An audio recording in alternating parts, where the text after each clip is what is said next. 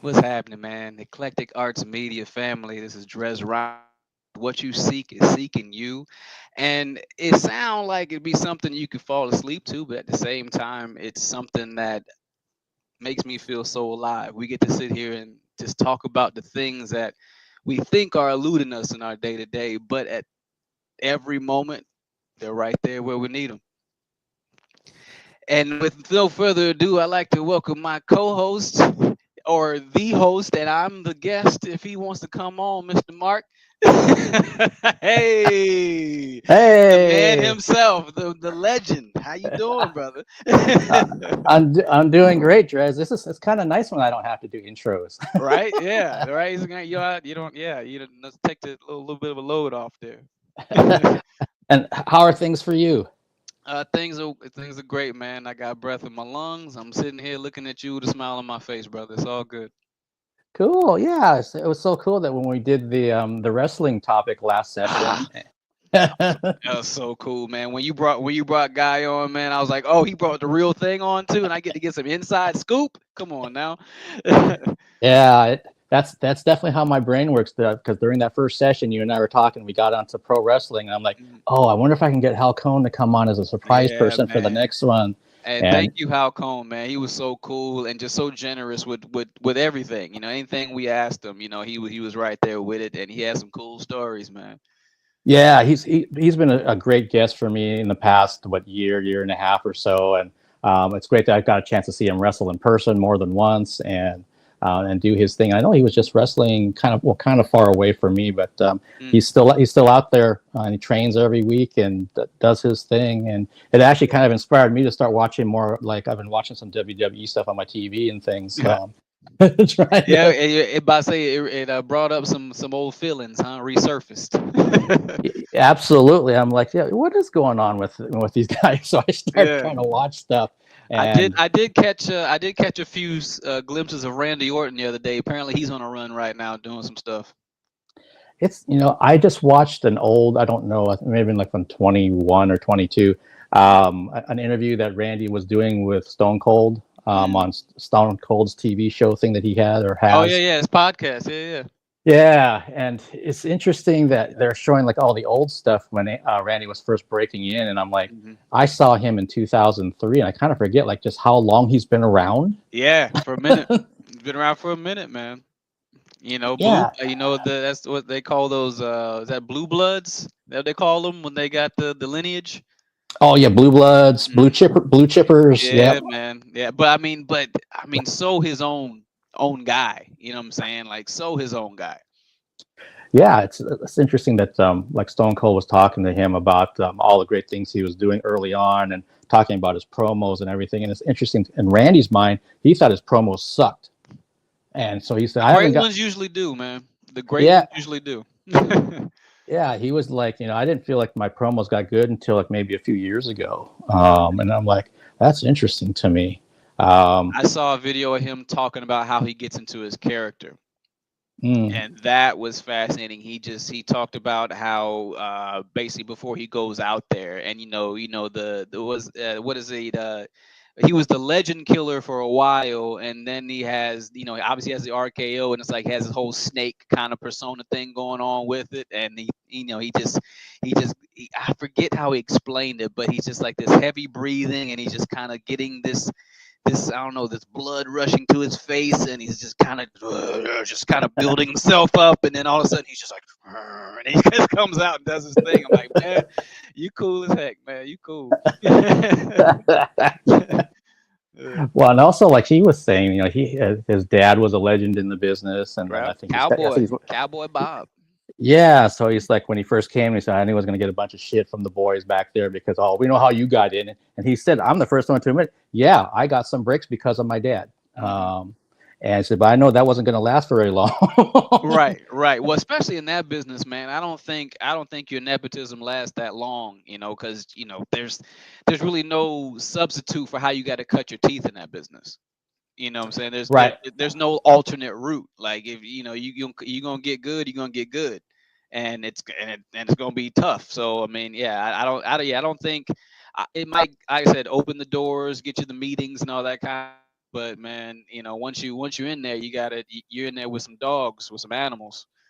Yeah, and that's also I was watching some stuff with Ric Flair, and and Randy in his early days did Evolution with Flair and Triple Yeah, H and Batista. Batista. Yeah, man. Yeah, and it's interesting that Flair had said at that point of his career, for some things that had happened in WCW, he had the least amount of self confidence in himself. The Mm, legend Ric Flair, and sure. so he was put together with Triple H to kind of help build up his confidence, which was crazy Mm, to hear about. Because you think, oh no, you're helping these two young guys, right? That's the deal. That's why this evolution. You got these different generations, and he was like, I didn't want to go out on stage. I didn't want to do. I mean, he'd been beaten down so bad in WCW by Bischoff that he was like, mm, I don't think I can do this anymore. And right. there's Triple H was kind of the glue between the three of those other guys. Of like, Mm. no, you're still the legend. You're gonna be legends if you listen to him.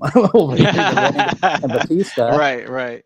I mean, Um, dude, as a rookie, man, who better to learn from than Rick freaking Flair, dude?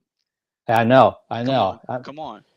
Even back then, and again, just it was news to me that he was so having confidence issues. But I saw him wrestle around 2003, and he was better than 80% of the roster Right. at like 55 or whatever he was at But that that's time. but that's the thing. See, that's why I said earlier, the greats usually do think their stuff sucks, because that's why he was so much better, because everything, he had such a high standard for himself that he worked probably twice as hard as everybody else, because he's like, no, that's terrible. I can do better. He's constantly critiquing himself, constantly, constantly, constantly. That's what the greats do. It's never good enough. There's always another level to go to. That's true. I think about with Jordan, with Kobe, all these guys that they're in another stratosphere. Really, well, they just never stop. Man, they don't. They literally. It's an addiction. It's an obsession. It's a way of life. They are just obsessed with competition. They need to compete and they need to win. Yep. Yeah, because there was that little clip I know they said with the Lakers were on the road and Kobe had a bad game, and so Mm-hmm. the next city they're playing in, instead of going to the hotel, he went to the nearest gym and worked on his shot Mm-hmm. Yeah. because he was Mm-hmm. so bummed. I was like, that ain't going to happen again, not tonight. Chris Uh, Bosch tells a story about the year that they got Kobe on the Olympic team, and he had just went to the finals that year, lost to the Celtics, and then they got him on the Olympic team that same year. And he was talking about how Chris Bosch was saying, okay, I'm gonna set an example. I'm gonna get to the gym early. He says he gets to the gym at like 6 a.m. Kobe's already there, drenched in sweat. yeah. He's already been working out for 2 hours. It's like that kind of thing, man. That's the obsession. Like, and he talks about, like, I listen. That's one thing I like to listen to, those minds, because it's just, they have this undying will about them.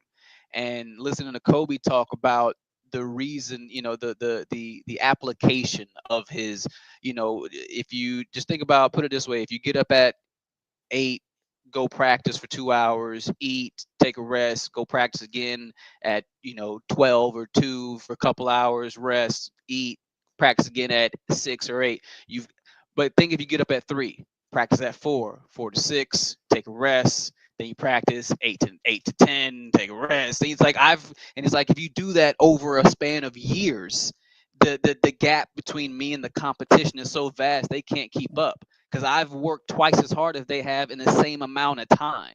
And it's just like, Mhm. that's the obsession. Like, every day he was dedicated to being better than the next guy, or better than he was the day before, at least. Yep, I've seen similar things that he was talking about. That it's also interesting that when he was first coming into the league and how he wanted to measure up against MJ. Yeah. And and Kobe's lucky in the case that MJ took him under his wing basically as a big Yeah. Can brother. you imagine? Imagine whatever field you go into, and the guy who's basically God in that field, and just looking at you like, all right, well, obviously you're not going away, so let me just teach you. you know, Yeah, wow, man. yeah, it's crazy like that. MJ said, "Hey, anytime you need anything, just give me a call." And Man, come on now. That's literally like if if I got a role tomorrow and Denzel was like, anything you need, man, call me. Like it's like that's crazy. That's insane. yeah, Like I just got here. What are you talking about? yeah, no, yeah, that's and I'm the same way as you. I love watching and learning from minds like that, and Yeah. because it helps me with where I could take a piece of what they're doing and what I want to do in my life, whatever it is, not even just career wise, just Yeah. anything. Yeah, man. Um, and you kind of see like I'm not going to name names, but there's some other people that I interview who I just kind of look at them like, do you realize you're just kind of spinning like this, like in circles, and None of us do, man. it's it's it's unfortunate because even if I try to bring up some things about like what do you want to accomplish, what do you want to do, what makes you happy, those kinds of Yeah. questions, and she doesn't have any answers right now. Maybe she'll have Mm-hmm. them later, Mm-hmm. uh, but for me, it's like I Well, hope you here's find something. right. What that here's the thing. You there's a chance that you may have asked her a question she's never asked herself. Mm, That's something I learned. I was talking to a friend of mine this morning, and we got into a conversation sort of like that, and we were talking about just our personal journeys, things we go through day to day, mental, emotional, spiritual, career, whatever, and just telling him about the kind of the thoughts I have, and certain the battles we have as humans, as men, and he was very very encouraging in talking about how you're doing the work, how a lot of people aren't even asking themselves these questions on a day-to-day basis of like, what am I doing that's putting me back in this place? What can I do to be better? How can I uplift myself on a day-to-day? How can I do small things that give me this boost of accomplishment, therefore I have more confidence to accomplish the bigger things later, and blah, blah. Like asking these questions intentionally, trying to actually have assemble some bit of understanding of who and what I am. And it's just like, not I not that's not putting me on a pedestal. I mean, I've gotten to that place, you know, in my own way, but it's not a pedestal. It's just like not everybody wants to take that journey of who the hell am I? Because it's hard. It's really hard because you once you ask that question, you realize how much you don't know about yourself. And that realization is a damn anvil. It's like, oh, who am I? Wait, why am I asking that question? Oh, because I don't know. I don't have an idea. No. no, that's very true. I mean, I can relate to that because for me, it was around the end of 2009 when I was really having some real difficulties in life, and I had to ask those questions. I didn't have a choice. I had to ask those Right, questions of exactly. myself. Yeah. And I remember telling people at that time that I wouldn't wish what I'm going through on anybody else, Mm. because it was so hard and so it was going to be such a long ass journey. Hmm. Um, and I do realize that some people they don't ask themselves those questions, and even if Because they they don't do, want then to. They don't want they don't want to do that. And like, and yeah, that's not saying they're like some weakling and they're scared. Like I of course, who wants to like completely disassemble what they have built as their identity all their life and rebuild one in right. in in based off their choice and their decisions. Like that's that's a It's a lot, man. It's a yeah. lot. It's a long, ugly process, but Right, right. if you can come out on the end of it, then you're that much better. And I'm Sure. living proof. I'm living proof of it. But no, I totally understand if someone's like, I know I should be kind of trying to figure some things out about myself and ask myself some of these questions. It's like, Hmm. well, that's gonna kind of be in your time. Then I'm not going to sit there and Right. shove it on you. I don't know you that well, but I well, you shouldn't shove it on anybody, but I got yeah. they should be willing to receive it. But that's another. Um, Nah. yeah, this Oh man. there's people in my circle that I know. I mean, we have like no filter between each other. I mean, we just say whether the fuck's on our head. Yeah, I And then love it. other Love it. people, I'm like, I temper things. I kind of find the right time, the right moment, and how to bring Right. something up with them. Yeah. luckily professionally that's helped me over my career of different jobs that I've had of developing that tact. But Yeah, yeah, right. Look, you're attacked. Actually, yep. So, exactly what it is. Attacked. Yeah. some of my friends though, I was like, I already know that you're as raw as I am at times, so I can say something to you, and you won't take it the wrong way. Um, That's the best shit, man. Like I don't know. Like I'm only 35, but I've always gotten to the age where small talk just annoys me. Like I don't want oh yeah, it rained. It's so hot the other day. Like it just if you if you don't have anything to say, just let we can just stare at the wall. Like I'm with that. I'm so good with staring at the wall. Like it's if you're gonna say something to me, if you have to say something, just say hi. If you don't have anything, if you actually don't have anything to say, just say hello to me, and I'll say hello back. I'll smile, and then that'll be it. But the whole like, whoo man, it's a it's like I hate it so much because it means you genuinely don't have anything to say. You don't really want to talk to me, but you're uncomfortable. I just, I mean, it's funny for me because on a personal level, I'm like you. mm, And I'm like almost 20 years older than you. mm. That I don't need the little, how's the weather, how's Yeah, I whatever think kind we of can just stuff. stand here. We can just stand here. Yeah, I'm totally fine just being in my space. That's it. However, being an interviewer and a media person, I need to Right. have that skill set to pull out Sure. with somebody to make them comfortable. Hmm. Unless they are like what we're talking about, they don't want to hear it from me about the, And no, that's okay. And that's okay. yeah. I just try to read the room real quick. Like, Yeah, man. okay, Hey, that's a great skill, professionally and personally. But it's funny when you watch. Obviously, we're all just drunk on social media all the time, and watching those videos of people that just have those very low self-awareness moments. And I don't want to think that they're always like that, but it's like, damn, you don't feel that. You don't feel them eyes on you, and just like that staunch energy that you're walking into, like you don't feel that. Okay, all right. yeah, no, it's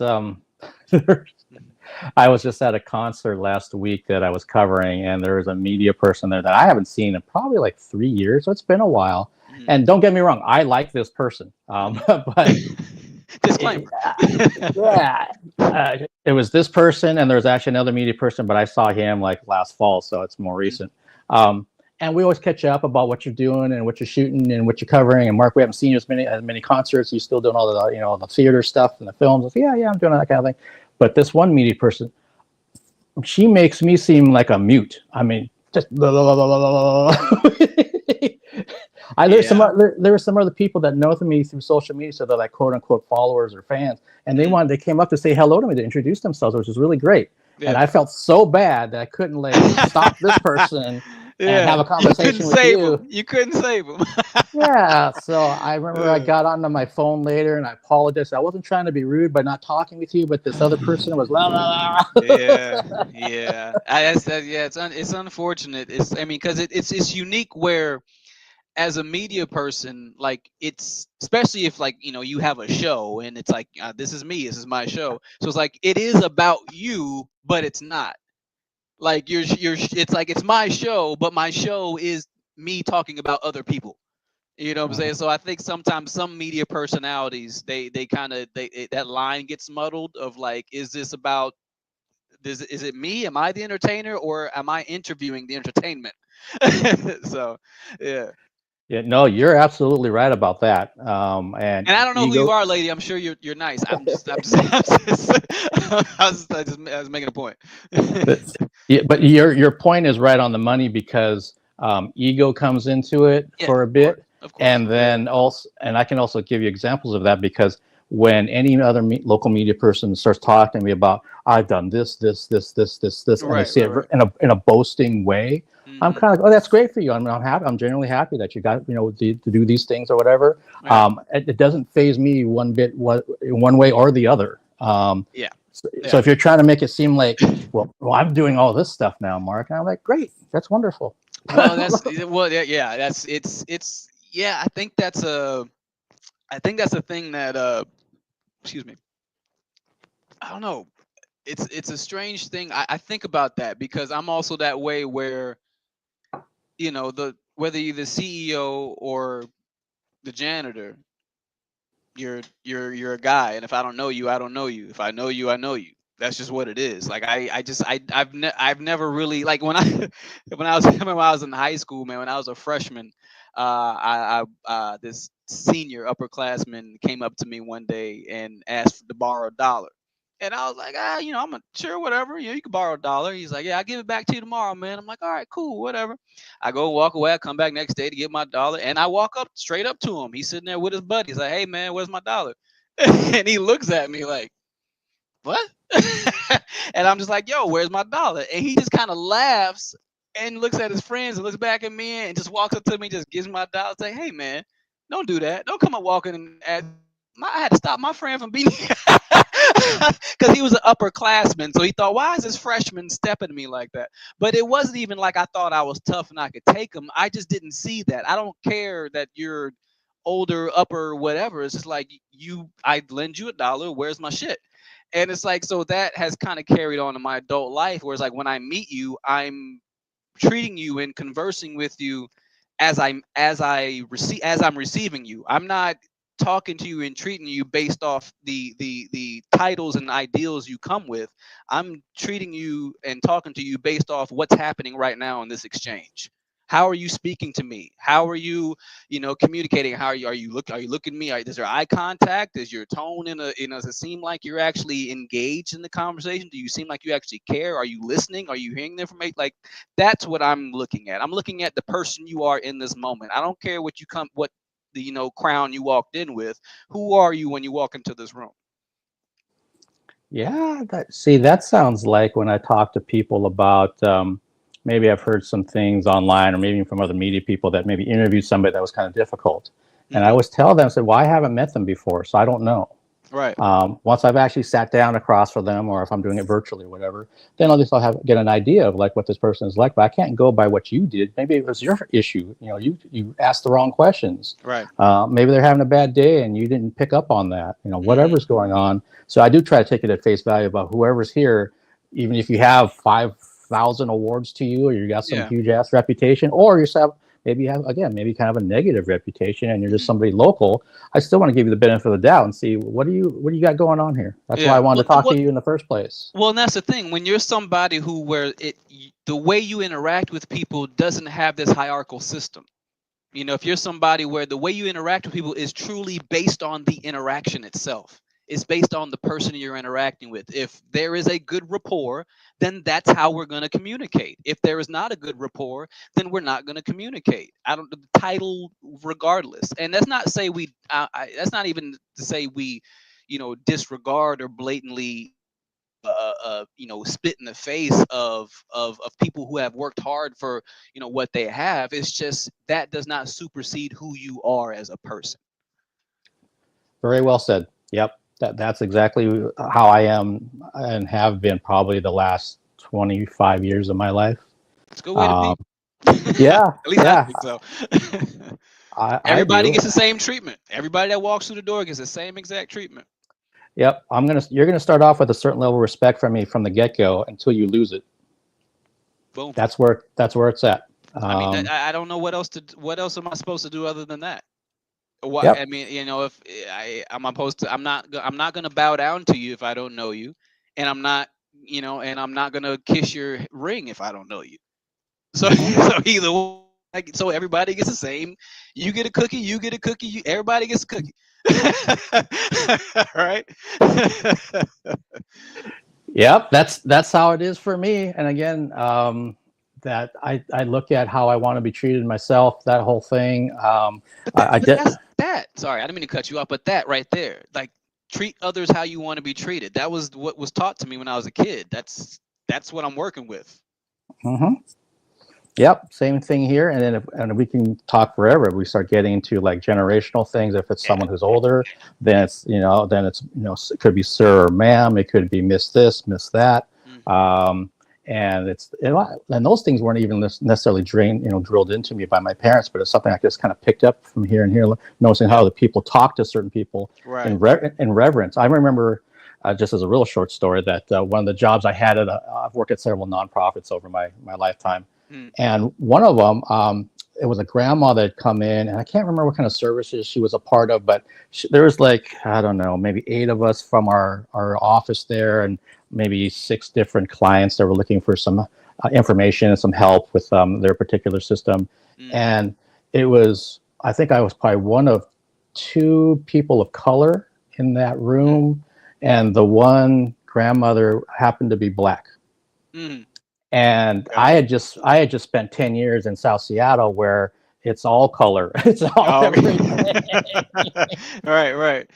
Yeah, And culture shock right there. Mhm, yeah, so mhm. I'm just used to saying, if it's Miss Johnson, and that's Miss Johnson. I don't say her, I don't call her by her first name. Yeah. No, yeah, Um, no, absolutely not. Yeah, yeah, I'm from the South, man. That's yeah. yeah. See, it's just something I picked up on. So I'm Yeah. like, hey, Miss Jackson, blah blah blah blah blah, asking her some Hmm. questions.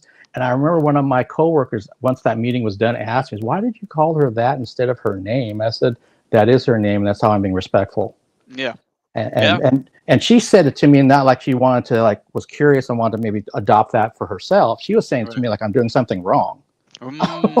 Really Yeah. So I'm like, well, interesting. here's an Well, opportunity. that's the thing, man. Like we as we know, we live in this, quote unquote melting pot of a country. So it's just like not just, with the cultural, differences that we have. It's just like there's like those minute cultural differences just within the sex of, our little communities. Just like you grew up see, you're in the Pacific Northwest, and you pick up on the yes ma'am, the no ma'am, but this person right here, right there with you, they don't pick up on that. And then obviously, yeah, but yeah, yeah. Yeah, I mean, even with me being Asian, and for most people, if you're Asian out there watching this, and I forgot to let people know, if you have a question for Drez or I, put it into the comments, because I do see we have a few people Uh, watching. no front, man. You've been Yeah. all up in my face. You don't care about them people. Uh, but most folks that are Asian know that if you come across someone who, again, is of an older generation, doesn't matter what Asian they are, then Mm, they're either an aunt or an uncle. That's what you refer to them mm, as. okay. So hey auntie, hey uncle, that kind of thing. And it could be Yeah. someone I just met yesterday. I don't really even know them, but out of respect, that's what you do. Yep. Um, Yep. and but yeah, it's interesting that being up here, some people don't pick up on those things. But those are also people that I think just aren't. They're just not that observant about Yeah. things. Yeah. And No. some of it could also be, we can get into all kinds of personal stuff, with a person like that. Oh, could we? But we won't. So Yeah. we're gonna kind of shift gears Let's do it. a little bit, because for folks that are watching and listening now or down the road, I mentioned to Drez before we went live that I wanted to try. We'll see how this goes. I wanted to try this exercise it's an activity in restraint, is what it's called. Hmm. And so what you do is you ask a person a question, and then that person can say, whatever answer they want. It could be short, long. If it's a yes or no question, obviously that's going to be pretty short, but they might want to embellish on it. But then the person that asked it, which would be in this case, the first question I'll ask, it's not a conversation piece. So I just hear what Drez has to say, and then I would just go to question number 2, or else I'll turn it over to him and he can ask me a question. And so these could be questions about anything. They could be, again, yes, no questions, favorite color stuff, or it could be something much more deep than that. So Drez asked me to start this. So I'll start with question Please. number 1. And I'll do my best not to interject or have some other little, anecdote to add when he's done talking, which Gotcha. is good, Gotcha. which is going to be really hard. All right, question number 1. What are you passionate about right now? Life. Passionate about life because I'm learning how to live it. I'll leave it there because that's going rabbit hole. So that's going rabbit hole. Yeah, man.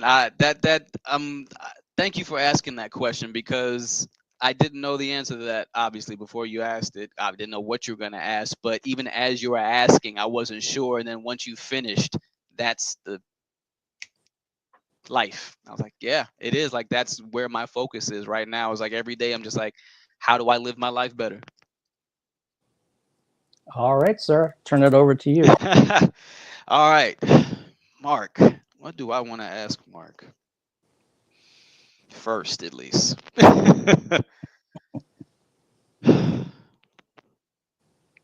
Mm. What? Okay. Damn. I don't know why I got to go this deep this quick, but all right. So I feel like in every person's life, man's life, there's comes, you reach a point where things just get real dark. It could be multiple points, it could be single point, whatever, whatever. So there's a point in your life where things just got dark, where the world just got really dark. What was that sliver of light that you saw in that darkness that was like, okay, okay, I can do this? Wow.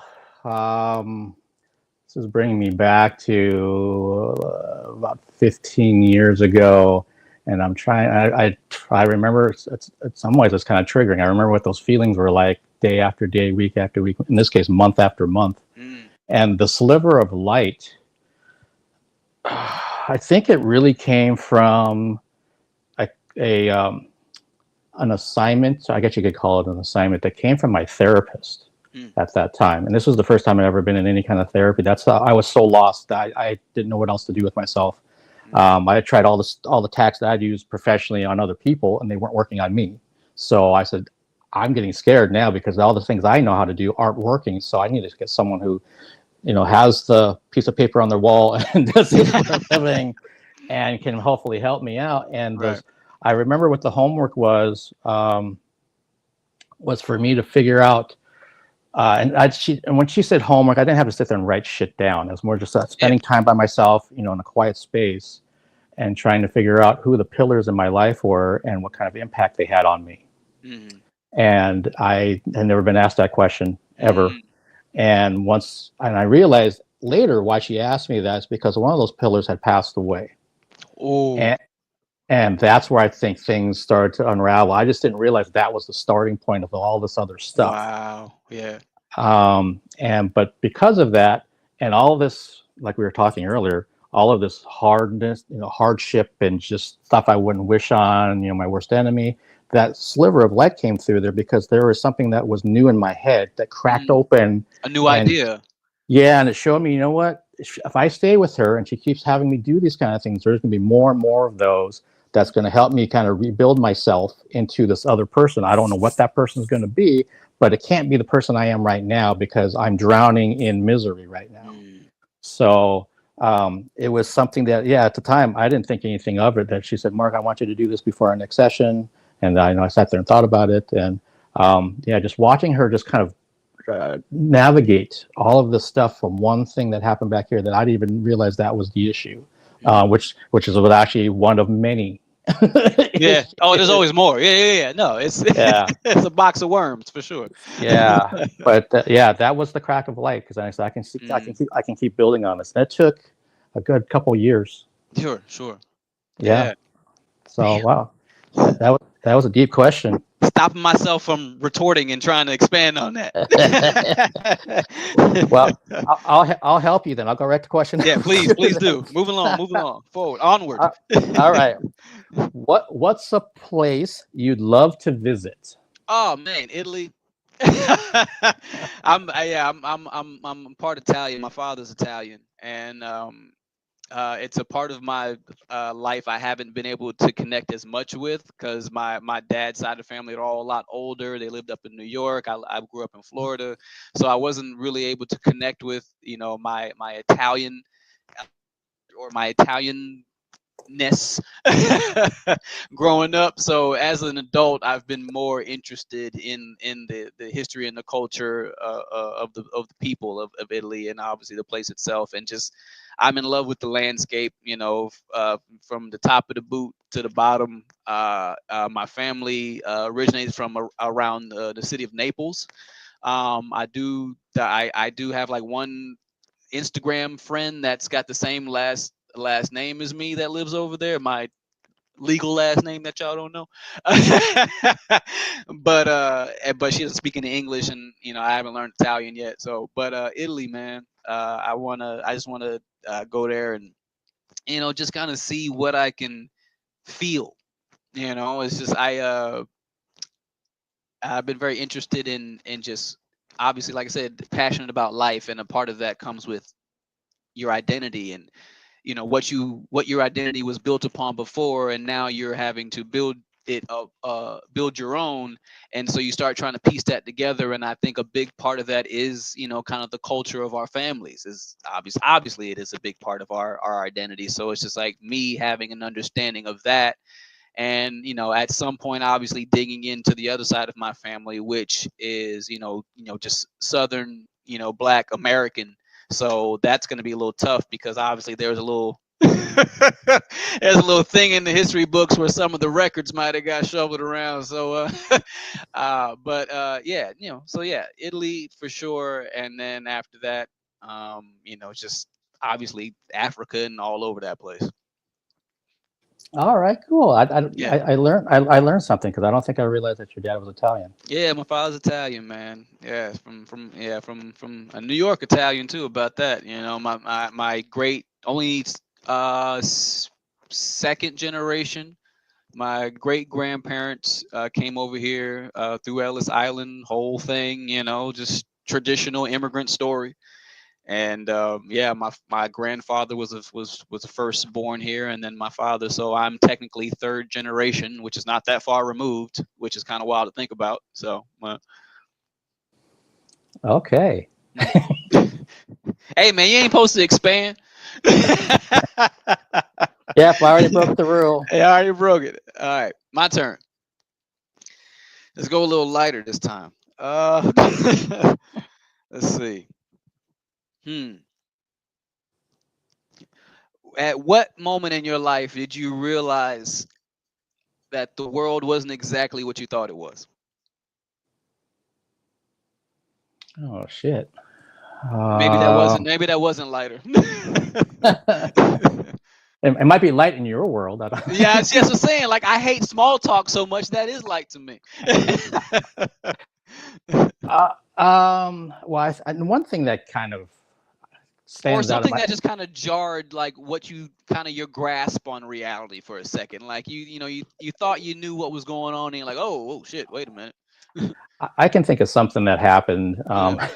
which is I don't know how old I was, but basically, so I'm not religious. My family was. I wasn't raised religious, but we still did Christmas and stockings and all that stuff. But we didn't do the Christianity side of it. Sure. And as a kid, I Well, I'm didn't care. I glad just you want, got presents. Sorry. yeah, I just want presents and I want stuff in my stocking, that Mhm. kind of thing. But I Right. remember that again, I was older than I probably should have been, and she might be watching this right now. Um, that I still believed in Santa Claus for a long period of time, How and long? I didn't realize that it was if there's kids watching this, that there's somebody else who actually puts stuff in your stocking, or in our case, also put some presents on the sofa. Mm. And this person in my household, I think it was like close to like New Year's Day, said, Mm. "Oh, Santa forgot something." And it was something that was in the fridge that she forgot to put out on Christmas morning. And I Mm. remember seeing that, and that's when I was like, I know he's not real, but there's some small piece of me that didn't want to let that go. And then when that happened, it was like, okay, yeah, that's done. Yeah. Yeah. It's over. It's Yeah. And so, part of uh, my childhood is shattered and all that kind of thing. all, And all cause just a minor mishap, just a one small oversight. yep. And that's when I start thinking that there's just going to be many, many more of these. You were right too, man. You were Yep. absolutely right. I was. And here I am all these years later. I still remember that when it happened, and the feeling I had like, oh, Yeah, like I mean, I kind of knew, but shit. yeah. Now I know for real, like 100% I know. Yeah. Oh my uh, goodness, man. That's wild. yeah. Okay, let's see. Number 3 for you, sir. What's something you're proud of? My son, Hmm. for sure. Uh, I I'm very very protective uh of him. I don't post him on social media. I don't. I also don't. Kids on social media makes me uncomfortable. a little bit. You know what I'm saying? So I just also don't want to expose him earlier than he has to be. You know, in that way to that world. You know, I want him to be a kid as long as he can be a kid for. You know, so I've posted like a picture of me and him before, but I put something over his face or a sticker or something like that. It's just anyway. So very proud of that young man. He's I'm not, and I know all parents are biased, but he genuinely actually cares about people. He's just like he wants to do something. Like he'll like, can I get you something? Like he likes to do things for people. Like he genuinely enjoys that. He enjoys knowing that you enjoyed something he did for you. Like, you know, he gets a lot of joy out of that. Like he's a caring person at his core. And talented. He's you know, he's got talents. He's musically inclined, which I'm not. So kudos to him. You know, you know, I mean, I could beatbox, but that's about it, man. So yeah, I'm proud of that kid, man. Yeah. I have so many things I'd want to follow up I with you know, about. and you can't. That's why it's a perfect time to bring them up because I'm so protective of them. Like you can't ask any questions. So boom. Your Yeah. turn, sir. You're so like, oh, this is bullshit, man. Wait a second, you. Whose uh, stupid exercise was this? that's hilarious. That's awesome, dude. Okay, my turn. My turn. Okay. Mm, that's too. I was gonna. That seems so rude. I was gonna ask a very stereotypical minority question. When's the first time you learned you were different? Like I hate that question. It's like, you know, I just only reason I thought of it because for some reason the other day I was thinking about the first time I was called a racial slur. So I was like, I was thinking about like, oh man, I was young. So I was just that's I'm like, well, when's the first? Ah, fuck it. When's the first time you learned like, oh, I am not the majority Uh, in this country, at least. yes. Before I answer that question, I see that my mom came in the chat and says, "I remember that. Sorry." Uh, oh man, I'm sure. I'm sure. I mean, if she didn't do it on purpose, because you know how parents do that thing, like, "Oh, look, this happened. Oops," and it's just because they don't want to do something anymore. Like they're tired of like doing it, so they're like, let's just let them find it. Yeah. She, So no. she still makes sure that Santa visits, and I'm almost 55 now, so Okay. Okay. She's a yeah, it sweetheart. wasn't. That's okay. So that's what it Yeah, is. Goodness. she honestly just forgot that it was in the Oh fridge back then. goodness. So, All right. Well, I'm sorry, Mom. Then that broke your heart more than it broke his. Then. um, but and I'm sure there were times. Actually, there were times before, like in elementary school. I remember there was two girls that had talked about why is my nose flat. Mm, mm, Two Caucasian girls, and I guess I should have like set the scene. I grew up in Kirkland, which is a suburb of Seattle. So, and this was in the '70s, so it's predominantly white. I mean, I had one other Asian friend. That yeah. was it. There was no black folks that I knew of. There was no Hispanic folks. There was just Wow. nothing until later. Wow. And later meaning like when I got to junior high, we had two black families that were in the junior high. Mm. Their kids. That was it. So I so I don't see growing up around all the neighbors and all the other kids that I played with. I didn't realize that I was different Mm. in that way. But the time when that definitely shifted and turned was right after I graduated or was done with elementary school in sixth grade. I had a friend whose family, some of his family lived way over in the eastern part of Washington State, which is like country. I mean, it's like being in the Midwest is my guess. Mm. It's a different lifestyle. It's a different everything over there. And his I think it was his grandparents. They were farmers, so they had all the farming equipment and everything. Let me preface this also saying his family couldn't have been nicer to me. They were so welcoming, and I've never seen so much food in my life at a dinner spread ever. Yeah. She had like 4 pies and a ham and a roast and a whatever. I'm like, who else is coming over here? Like, Who no, else is coming over? it's just it literally looked like a buffet. And she's like, Yeah. Mark, take as much as you want. And they took us around in their little golf cart around town and stuff. But what happened in that town is my friend was like, hey, why don't we go to the pool? Mm. So I said, okay, cool. I went to the pool, changed and everything. And like something out of a movie, and I think I talked about this in another live stream. I'm Mm. walking out with my friend, and maybe half the people that are either around the pool or in it stopped and stared at me. Wow. And Literally out so, of the movie. Literally movie yeah, shit. yeah, I'm kind of like, what are they looking at and what's going on? Same with my friend. He didn't know what the problem is because he's Wow. white. Yeah. And I'm just kind of like, okay. And we kind of went into the shallow end, and people are still mean mugging me. And then they start Yeah. saying shit to me. And that's when I realized they got an issue with me. Oh, wow. So yeah, you're oblivious for a little while. You're like, oh, yeah. Yeah, yeah. All Again, right. I grew up. All my friends are white, other than Mm. one. So I don't know what the issue is, but they made sure I knew what the issue was.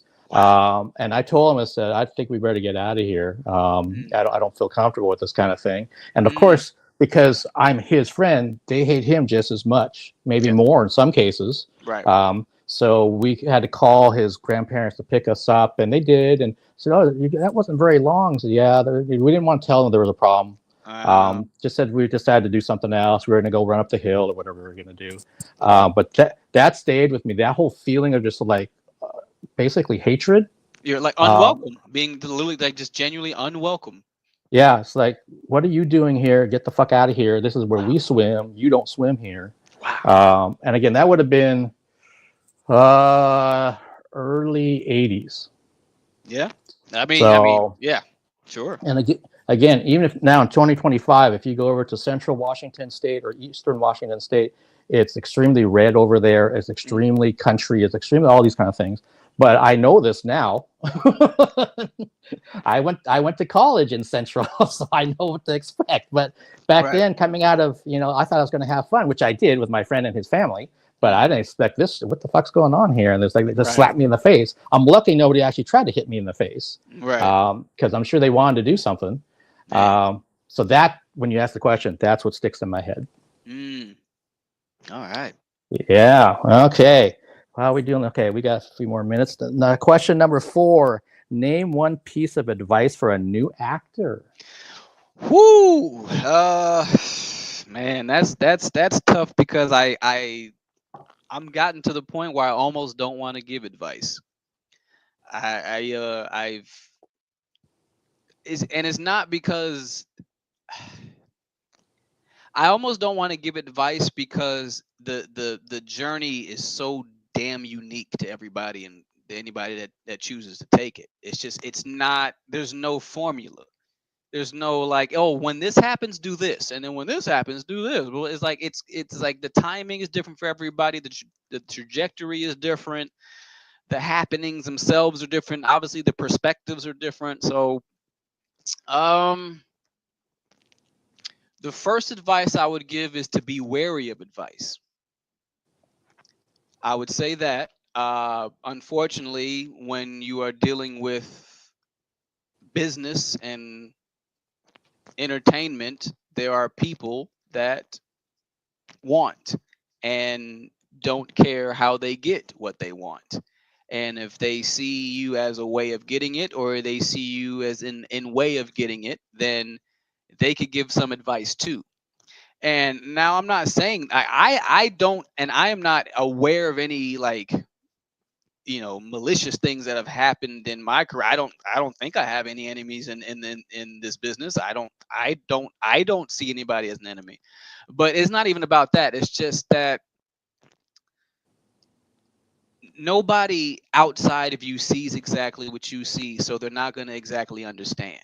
So when you express an idea, when you express things to people that make sense to you, that don't make sense to them, then they will respond in a confused manner. So then their confusion can then provide you with some confusion like, wait, but it made sense in here, but I said it to them and it didn't make sense to them. They told me I shouldn't think that way, and now you're starting to doubt the way you were thinking. So that's why I say it's that's why I say be wary of it, because it's not even somebody being malicious when they give advice. Give if somebody gives bad advice, is that people give advice based on their own fears. So they may be implanting fears you didn't even have, but because you asked them a question or you exposed something to them and you wanted their intake, and they were like, I don't think that's going to work, probably should go this safer route over here, and you're like, oh well, maybe I should go the safer route and do this thing, because that did make sense with it. Because yeah, of course it made sense. It made sense to them. So when they said it out loud, it made sense. So be wary of advice. That'd be the first piece of advice. And two, um, if you can't stop, don't.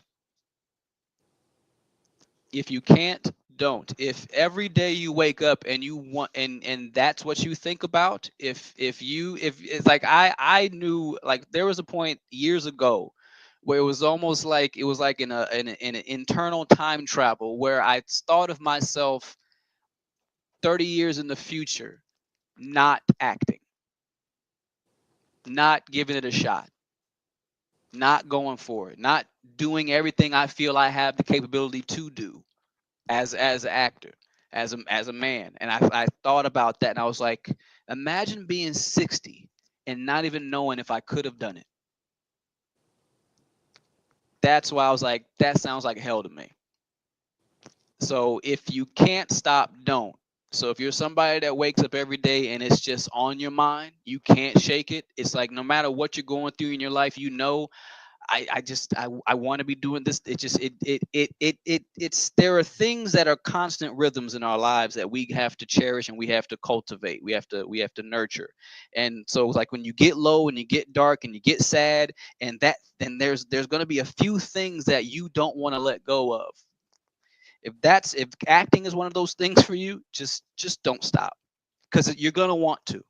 You're gonna fucking want to, multiple times, because shit's not gonna work out. You're gonna get told no. You're gonna not get an audition. You're gonna get an audition and not get a call back. You're gonna get a call back and not get a right of refusal. You're gonna get a right of refusal, but then they're gonna, last minute, they're gonna pick another actor. Like, shit's gonna happen, and you're gonna be like, fuck this, I'm not doing it. But you can't stop, so you don't. Okay. It's, Is it my it's, turn? it is your turn. This is Okay. so hard. Yeah, I know. Yeah, I know. It's like, that's what I mean. The point of the show is to have these conversations. So to not be able to retort is like, oh well, shit. Okay. So for my man Mark, let's see. Let's see if I can actually find something little light, a little fun this time. Let's see. Hmm. All right. Uh. Hmm. If you could be anything other than human, mythological and real alike, like werewolf, a bird, Frankenstein, it don't matter. If you could take off this monkey suit and go put on another suit, what suit you putting on? Holy mackerel. I don't think I've ever been asked that. And I've worked with other people's kids for years. So I thought I'd been asked every Hey fucking man, question. I've never been so honorably called immature in my life. Oh my God. Like, literally, you could just snatch this suit off. You are who you are. Your being is everlasting, but you just snatch off this suit and you're like, all right, let's see what else is out Oh,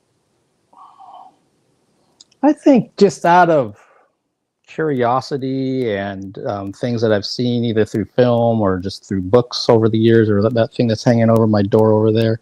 there. I think it'd be interesting to be a Medusa. Yeah, that's dope. That's I cool. I would like to see someone try to cut off my head with a snake. Come on and I like to try see you try. I like to it. see you try. I Yeah, wish I wish a motherfucker would come in here and try to cut yeah, my head yep, off. exactly. Bring it on. I want to see this shit. You got some tactics, you got some tricks you can thought of already. What you gonna And do if they try? well, I'm just ready to turn everybody to stone. So, Yeah, man.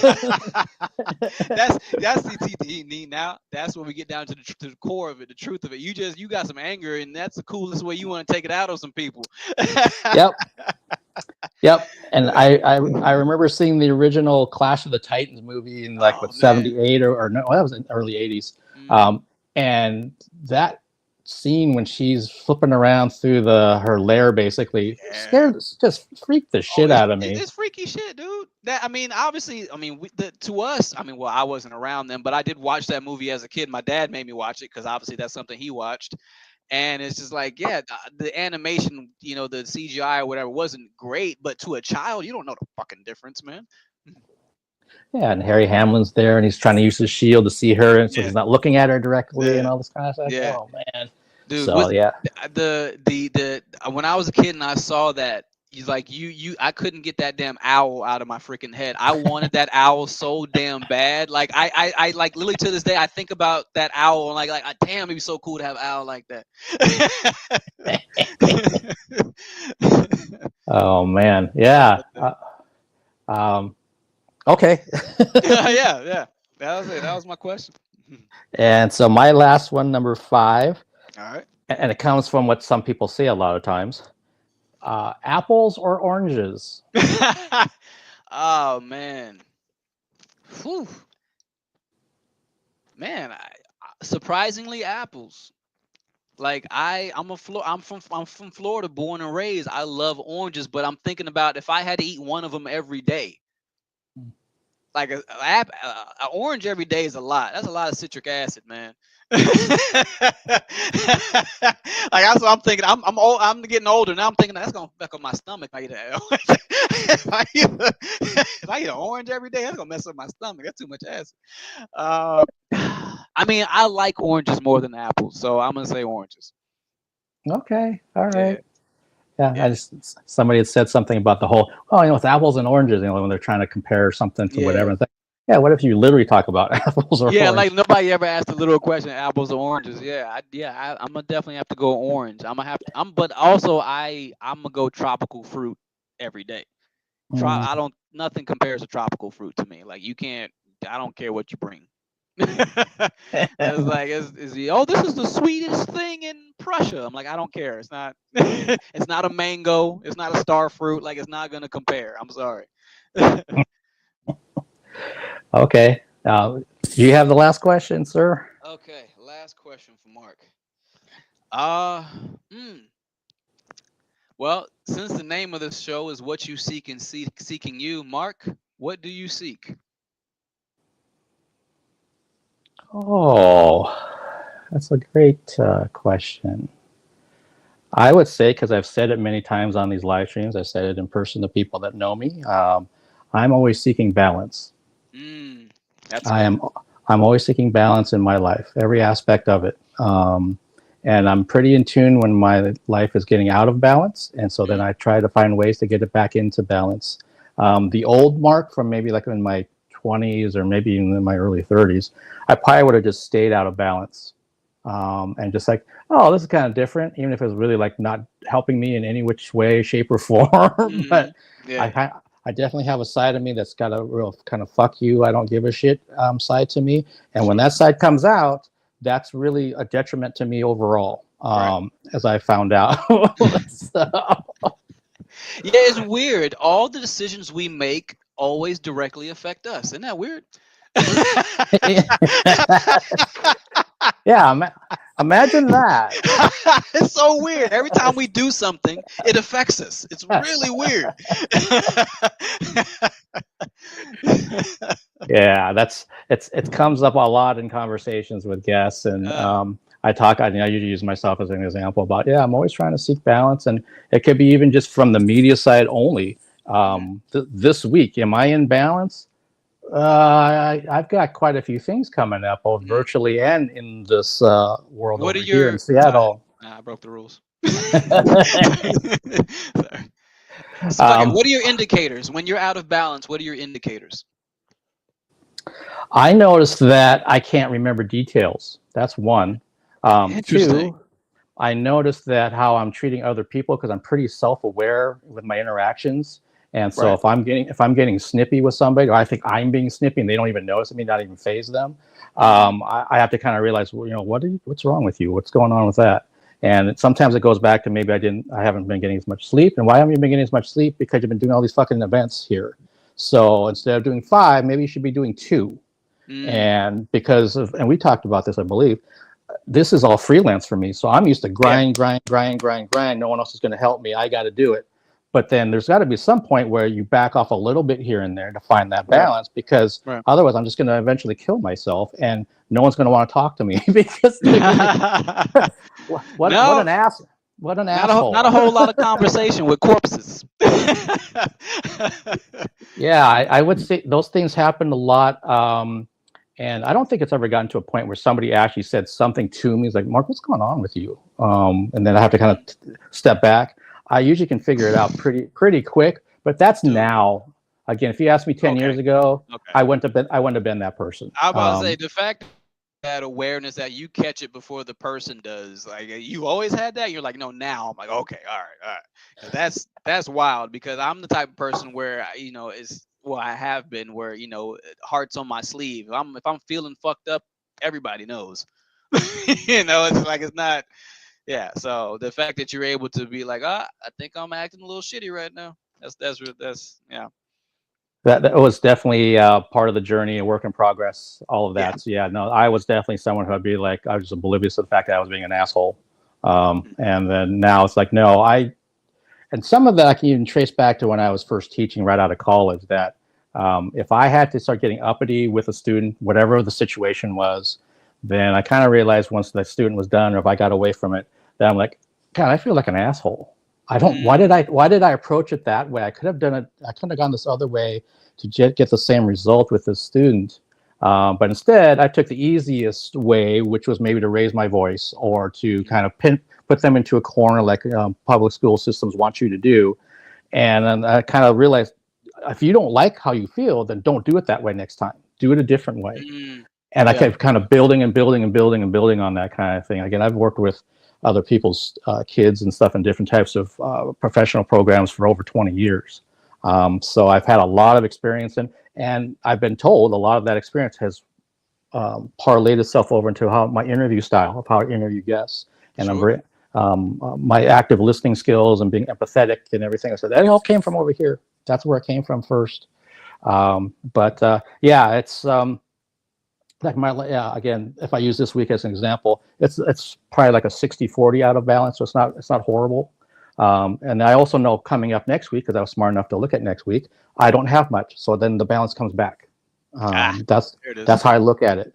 Okay. The week after that, who knows? But Yeah, man. Yeah, you start getting weeks that people's like, oh, what are you doing? Are you doing next month? I'm like, next month? What do you mean? What am I doing next week? I have no idea what I'm doing next month. What are you talking about? I see, and so here's something on the media side, and particularly for concerts. I'll get invites, and I love when somebody, a publicist, invites me to go to a show, a band I don't know. But a lot of times they could be like over a month out, and I'm like, I'll have to get back to you closer to the show day. I don't really know what I'm doing Yeah. then. I don't know what my life's gonna look like at that point. Yeah, and Yeah. I usually try to take the time to also say I'm not trying to say no to your show, but I also have to prioritize balance, a day job, family, whatever else is going on, and also maybe I have things locally that they always come first. The ballet, the opera, I always do those without fail. So your show, if it fits in between there, great, maybe I can do it. But maybe I got 5 things going on that week, I can't take another thing on. Yeah. Um, But you right there, that having that boundary and establishing that is a part of the balance. That's a part of it. Saying no is a part of, sustaining the balance. Absolutely, and that was hard. That was a Right. hard lesson for me, trying to develop how to say no, how to have boundaries with people that were just like leeching onto me, because they pick up on the fact that I'm empathetic and I will listen and I will try to maybe give my advice if they want it, kind of a thing. Mm-hmm. Because some of these people in my past, they're drowning, and my first instinct is to try to help them. Mm-hmm. But you can only help them so much Sure. before now you're starting to drown with them. And Right. Right. that was a tough lesson to learn. It's like, no, I can take this on. No, you can't. You can't take on everyone's problems. You can't take on everything that's going on. You have to be a bit more selective, or at least in my case, I do. Yeah. And I'm in a place now where I'm pretty good about I can do this to people. Yeah. Instead it used to be like, come here. Yeah, yeah, it's necessary, man. It's absolutely necessary. There's that whole thing about you know, people talk about the effects of social media, blase blase, and then one of the conversations being had is like, how many like people can a person really handle in having in their like real relationships? How many relationships can a person really sustain? Healthily in a healthy manner, like really sustain healthy relationships. Like it's probably about, as far as like people you like close with, you have a connection with, you can probably sustain about 4, 6, what I'm saying, relationships outside of your home. And then after that, it starts getting messy, man. Like when you got like 8, 10, 12 people you're interacting with on a day to day and blah, so it's like, yeah, it's necessary. I I agree with that, and I think about some of the people that I know that always talk about their besties, and they Talk have about their like what now? their besties. They Oh, refer to their yes. friends as their Yes. besties. I'm like, you don't understand the concept of best. Yeah, a best friend is that's a relationship. Hmm. That's a legit relationship. That's like, your girlfriend, your what I'm saying, your mom, your dad, your best friend. That's in there. Your brother is like your best friend's in there. You know, Yeah, a relationship that requires work and attention and time and all that kind of stuff. yeah. It's not these 20 people going to the club on Saturday night. Right. Those are Just my opinion. associates. Yes. But that's Yeah. that's a weird thing. For whatever reason, even when I was younger, I kind of had that distinction. Like I knew I didn't have a lot of friends. There were people I knew, but I knew I only had a few friends. For whatever reason, I kind of I understood that. I don't know who taught me or how I learned that, but that's one thing I appreciate that I've understood. I'm right there with you. It's always been something I've been able to figure out the distinction, and then as things kind of changed in the last 10 years with social media and all the other kind of terms that come along that I have to sit there and literally Google because I don't understand what it means. That I'm like, Yeah, uh, there's a lot of it uh, out there. Some of it's all right. Some of it's all right. Some of the lingo, I'm just obviously, I'm 35. I'm now, so I'm just now realizing I'm out of that young kind of that young people group, like the 16 to 26. You know, I'm out of that. So I mean, I'm out of that really like that young party vibe scene. I'm 35. Like you're an adult. So so I'm not privy to it all, but there are a couple words I picked up on the in phrases. I'm like, it's all right. And some of them just, I'm the old grumpy man, like, that's stupid. Yeah. that's me. The last place I had worked, gosh, and he was a great kid. Don't get me wrong. He was probably Mm, like maybe 23, 24. And mm. every time I was talking to him, he kept saying 100. Yeah, and even that's like out of date now. That's an old one, but yeah, like they go so fast. Yeah, and because my circle is older, I'm not used to people say. I knew exactly why he was saying it and why and all that, but um, yeah, it was just really strange. It looks like we kind of had a freezing thing again. Maybe I'm frozen on your side and you're frozen on my side, but um, it was just weird. See if Drez kind of comes back or if I come back on his side. We had this issue a little earlier. Check, check, 1, 2, check, check, 1, 2. So we're kind of getting close to winding this down anyway. Um, let's see if it's going to stop freezing. There we go. There we go. Hey, we're back. Yeah. But yeah, and I see stuff, the other people that post. And again, because of what I do, especially locally, there's some people that are pretty young that follow me. I may have met Sure. their parents and all that kind of thing. So I'll see stuff that they post. I'm like, what the hell does that mean? I don't know Yeah. what you're talking about. And that's when I'm like, you're getting old, dude. You're getting old. Yeah, that's it, man. You start hearing the music and just immediately just get angry. You're just like, that's not music. Ah. Yeah, I got you. Yeah. And I don't think it was one of our sessions, but I talked about Laufey is a really popular music artist right now amongst young people. Like I'm talking like middle school and up. Oh, okay, And but her, I haven't heard that one. I haven't heard that one. yeah, and I saw her last year, a little over a year ago, here in Seattle, and I. It's a reserved show. It's it's going to be a mellow show. All the seats just come sit at your seat.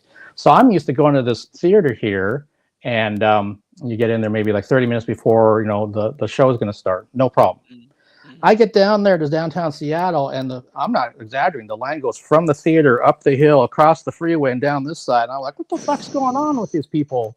Why are they all waiting out here? You can't do anything, like, and your seat's not going anywhere. It's not general admission.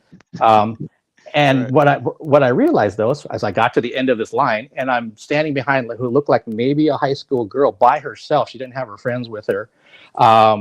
Was that I have, as an adult, kind of things that I always do. I'll go downtown, I park, I probably try to grab something to eat or go to a bar, maybe have something to drink before I go into the show.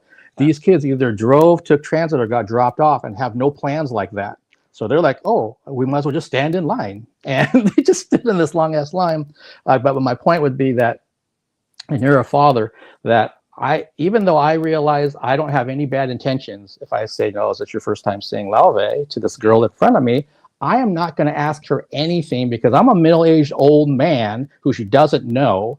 And it's going to be totally different the way she receives it to Yeah. how I intend Yeah. it to come across. Yeah. Now, if there's a group talking that are younger and I kind of overhear something, I might be able to politely interject something to that because then they'll probably look Maybe. at me like, who are you and what are you Yeah. saying? Yeah. They give Or you they some might, weird teenager look. Yeah. yeah, or they might be, oh, I didn't know that kind of thing. But somebody like this in front of me, I was just silent looking at my phone. Yeah. Yeah. Try Yeah. not, You get to the age where it's just like, ah, all right, nope. yeah, and I'm glad that I have those, those feelings or that kind of intuition because I don't want to be the creepy uncle or the other. No, no. That's the thing, and you don't want to. And the unintentional creep is even worse. It's just like, oh, okay, so you're just you're just oblivious that you're creeping people out. Oh, that's even worse. Yeah, yeah. uh, Thankfully, all my years, working with young people, I think I have a read on the fact that you're not 22 or 23, Mark. You're not even 32 or 33. yeah. You're in your 50s, and Oh, this person's maybe 16, 17, or 18. yeah. So yeah, you stay in your lane, they stay in their lane. Man, the other day I was driving down the road in the neighborhood and I saw some kids shooting hoops. I wanted so bad. I was like, man, I'm gonna go stop the car and see if I can get a shot. I love shooting hoops. You know what I'm saying? And I just like, I can't. I was like, I can't do that. Like I mean, I maybe I could have. Like, obviously, at a certain point where we maybe are thinking too far into it, but it's just like we've seen so many horror stories. Like, I don't even want to tiptoe near the fence. I don't even want to walk by. I don't want to look that way. I just want to go home. so, yeah, Yeah, I don't want this kid pulling out their phone and filming me and throwing it on TikTok yeah, and putting it on yeah, Reddit and yeah, everywhere else about, yeah, if you see this perv, this bald yeah, Asian guy. yeah. And it's like we already I'm there's already communication issues because there's so much social media. They already don't know how to have a conversation. A lot of them, so it's just like no, I'm just playing. No, I get you, man. It's just you don't, it's a wild world out there, and then unfortunately, there are misinterpretations. So you just when you see when you analyze a situation and the pros and the cons outweigh the pros, what's the point? Just move along. Just like move on with your day. Like I could like, hey, yeah, you like this band, little girl? Like I could, and maybe it goes all right. Maybe she screams. And maybe I'm in handcuffs. Maybe I'm going to jail tonight. Who knows? It's just like, you know what? I'm just gonna let her be alone and and and that's also weird. Why was she alone? Like what? Why was this high school child alone at a concert? Like that's not a. I don't think that's a safe place for a kid to be alone. Well, that's a good question, and I could tell by a lot of the other young people that were there that was probably their very first concert, period. And but Mm, they love her so much that this is the chance for me to come see her. My other friends don't like her, or they missed out on the tickets because the show sold out instantly. The whole tour did. So they're gonna brave the downtown Seattle, thing, and see how it's going to work out. Now, having said that, God, that was in Portland, maybe like 2000, early 2000, 2001. I was at a really extreme metal show. I mean, we're talking like death metal kind of stuff. Oh shit. And my buddy and I were standing outside, and this car came and pulled up, and that kid must have been maybe 12, maybe at most. Mom dropped him off. He's by himself. I mean, well, if we're being honest, that was the way it was up until about 2008. Like in the 90s, 80s, before, kids were wild and free, man. Kids just went ripping and running. They were off by themselves all the time. So it's just like it is obviously it is like just recently become not cool to just drop your kid off somewhere. I mean, maybe it's never been cool, but Yeah, you have a point. You have a point. I yeah. just know that from my having been around a lot of metal shows most of my life, and you don't really see too many horrible things. But if that was my kid, even Yeah. back then, I would be Yeah. like, I'm going to that show with you. Well, see, yeah, I'm I'm the type of parent too. Like I'm not just dropping my kid off at a concert if he's anywhere between 13, anywhere before 16, 17. Anywhere before that, I'm well, it depends. Also depends on how big he is. Like if my kid sprouts up like 6'2" when he's 14, I'm like, all right, I don't care, go. Like, wait, yo, somebody gonna kidnap this grown ass man walking down the road? Like, what are you talking about? But Yeah, yeah, yeah. it does depend on the kid. It depends on the show. Yeah. But also, And I was gonna say, side note, I know like obviously there can be a certain aesthetic and ambiance to a metal show. I'm sure, but in my experience, metalheads are some of the nicest people. In my yeah, experience. yeah, I would agree with that. I think where my trepidation back then was that this kid looked like he didn't have any kind of street smarts or like anything going on with Ah, him. he was green. He was Yeah, green. he just kind of Just off the porch. Just came off the porch. yeah, Yeah. and some of the death metal shows, you can just feel it. Everyone just wants to have fun. There's a whole fun kind of vibe going on. The mosh pit, people stage diving, all that. But there's other ones. Even for me as an adult back then, I'm like, God, it's got this air of danger to it, almost like Mm, people just got out of prison kind of danger. And I'm mm. like, I don't know if I feel safe. So if I'm with somebody, we're like pretty close to each other.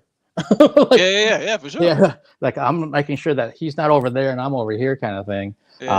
I'm short. I'm 5'5" and I can't fight, so I'm kind of screwed.